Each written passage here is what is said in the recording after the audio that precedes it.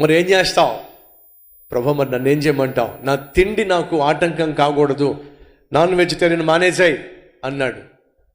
Non vegetarian హాస్టల్లో ఆ mess దగ్గరికి వెళ్తే లైన్గా ఉండేవి. చికెన్ ఉండేది, మటన్ ఉండేది, ఫిష్ ఉండేది, బీఫ్ ఉండేది, ఎగ్స్ ఉండేవి. అందరం చక్కగా ప్లేట్ పట్టుకుని వెళ్తూ ఉండాం లైన్లో.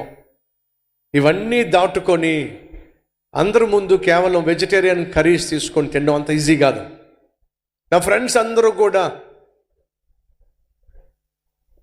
చక్కగా తింటున్నప్పుడు నేనేమో వెజిటబుల్ కర్రీస్, వెజిటేరియన్ ఫుడ్ తినేవాడిని. నా ఫ్రెండ్స్ అందరు నవ్వేవాళ్ళు, హేళన చేసేవాళ్ళు. ప్రభు నాకు చెప్పాడు, నువ్వు అడవికి వెళ్తానంటున్నావు, కొండలకు వెళ్తానంటున్నావు. అక్కడికి వెళ్ళిన తర్వాత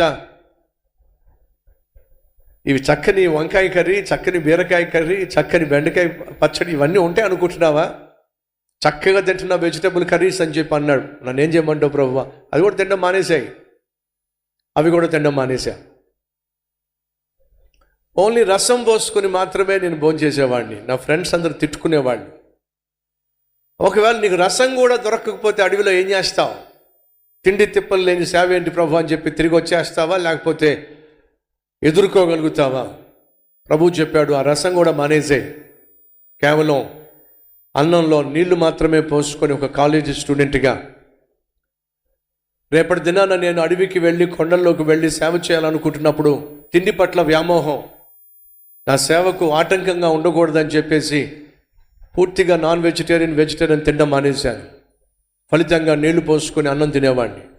అది చూసి నా ఫ్రెండ్స్ అందరూ కూడా మత పిచ్చి ఉండొచ్చు కానీ ఇంత పిచ్చి ఉండకూడదురా, ఏంటి పిచ్చి, కనీసం భోజనం కూడా చేయకుండా నీళ్ళల్లో అన్నంలో నీళ్ళు పోసుకుంటున్నావు ఏమిటి, పిచ్చి కాకపోతే అని తిడుతున్నారని చెప్పేసి వాళ్ళందరూ భోంచేసి వెళ్ళిపోయిన తర్వాత గబగబా వెళ్ళి హాస్టల్లో అన్నంలో నీళ్ళు పోసుకొని తినొచ్చేవాడిని.